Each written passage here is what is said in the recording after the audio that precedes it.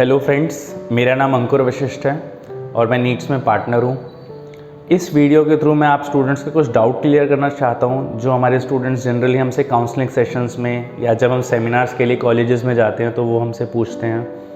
तो एक क्वेश्चन जो बहुत ही फ्रीक्वेंटली हमसे पूछा जाता है वो कंट्रोलर्स के बारे में पूछा जाता है। अगर सबसे पहले जब हम CNC करनी है किसी को, वो सोचता है तो पहले तो वो आइडेंटिफाई करता है कि उसे किस मशीन पे CNC सीखनी है। उसके बाद उसका नेक्स्ट क्वेश्चन रहता है कि मेरे को कौन से कंट्रोलर पे सीखनी चाहिए। तो ये एक अवेयरनेस सेशन की तरह से एक वीडियो मैं बना रहा हूँ। इस वीडियो को अलग अलग तरीके के स्टूडेंट्स देख रहे होंगे, इंडस्ट्री के भी और जो कॉलेज में पढ़ते हैं। तो मैं आप लोगों को बताना चाहता हूँ, देखिए सबसे पहले तो दो चीज़ें रहती हैं, एक है machine manufacturer and second controller.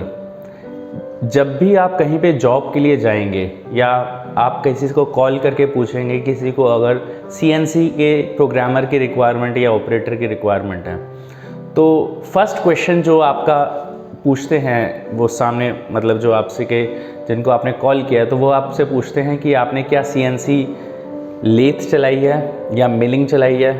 पहला क्वेश्चन तो ये रहता है। सेकंड क्वेश्चन उनका रहता है कि क्या आपने फानुक कंट्रोलर या सीमेंस कंट्रोलर या हास्ट कंट्रोलर चलाया है। तो इस बात से मैं आपको ये बताना चाहता हूँ कि एक होती है मशीन और सेकंड उसका कंट्रोलर। वो मशीन कंट्रोलर से ही मतलब मार्केट के अंदर उस कंट्रोलर से ही पहचानी जाती है। जैसे आप ऐसे समझ लीजिए कि एक मारुति एक कंपनी का नाम है, उसके अंदर एक पर्टिकुलर गाड़ी स्विफ्ट गाड़ी है। स्विफ्ट को कुछ लोग जिनको उसके बारे में कुछ नहीं पता वो ये कह सकते हैं ये 4 व्हीलर गाड़ी है, ये 4 पहियों में चलती है। और कुछ लोग उसे स्विफ्ट LXI VXI बोलेंगे या VDI बोलेंगे। तो सही आंसर दोनों हैं, बट एक पढ़े लिखे बंदे से एक्सपेक्ट किया जाता है वो सही आंसर दे स्विफ्ट VXI मॉडल या LXI मॉडल।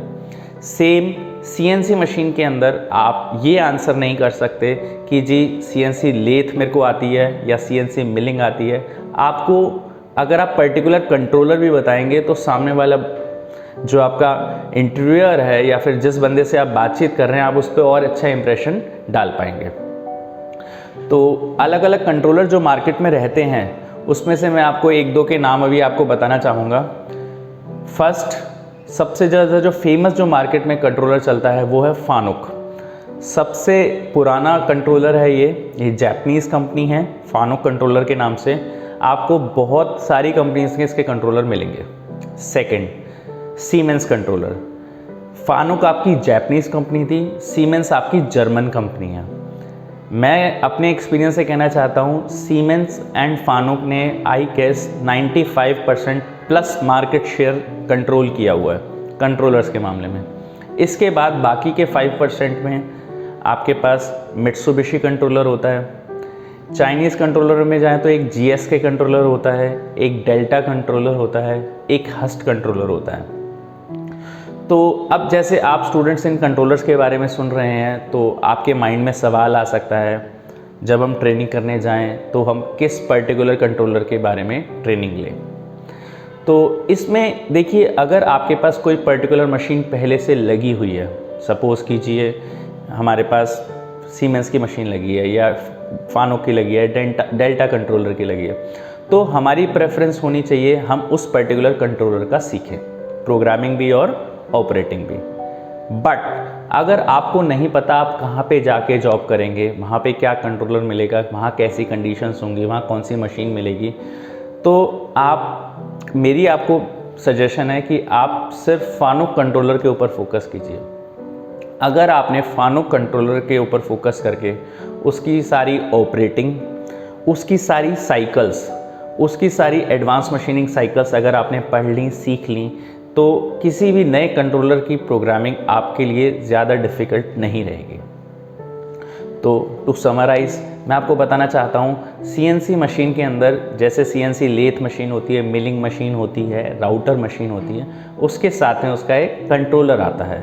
तो एक एजुकेटेड बंदे की तरह से अगर आप किसी को आंसर दें तो आप अपना कंट्रोलर ज़रूर बताएं, किस कंट्रोलर पे आपने सीखा है या सीखना है या काम किया है। और अगर आप लर्निंग स्टेज में हैं, आपको आगे जाके कुछ कंट्रोलर पे काम करना सीखना है, तो मेरी आपसे सजेशन है आपको कि आप फानो कंट्रोलर पे फोकस करके अगर प्रोग्रामिंग की लैंग्वेज सीखेंगे तो आपके लिए और कंट्रोलर के जो मैंने आपको बताया सीमेंस, हस, मित्सुबिशी और इन सब कंट्रोलर्स को सीखना बहुत आसान हो जाएगा। Thank you so much.